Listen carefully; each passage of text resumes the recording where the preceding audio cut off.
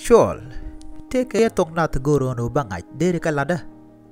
Go a bullet, liach, Bangach, Nach, But, Thor, Dwar, Quet Yang, Pai Diet, Tatogoro Dega, I Derika Lada and Tama.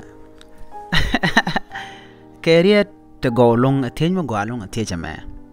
Liaja, liach a young machatut, McKenna shall liach. While Laden liach, liach and la liach, check a liach and la liach ratch. Laden liach a la young. Oh, Young and chilia, chilo the lada guantama. Go. Jen a la naja, natch a young mechanitut. Young mechanic torch, ketut, shall a natch. But a young machidap, catchalong what cadap. Jen shall condemn the kenyam, come a canadap. Chade cholo to ye but. Shall condemn chocolate, jen shale, shale, a but. A young machidap, catchalong what cadap. Tor young, which our Tor young. Tor a young michapai, and dead up kajadak.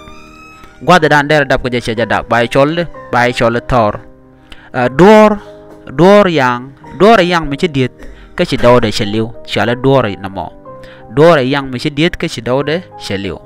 Mendodian, quite young, a young machidode dit. A shidode shallow what calut. Shall a quite young, shall quit and dome, shall a quite young. Mokon come Mendodian, a pie dit a young matagado mokal, mecan, luck join the talk, kia can and meet K. George by Chole, pie dit, a career and con, tentative deal with the entity. Shigalada go a look. Share Najate liach, a young machatut, McKenna Not young, a young mechanitut, but a young machidap, catchalong what cadap. Thor a young machipai, and dead up kajadak, Guardan call it up. Door a young machidit catchado the liu. Quite young, a young machido the dit, a shido the long what calut. Pai dit, a young matagadomokal, McCann luck join the talk, Tatacha Lingataka Lodian, the Lord at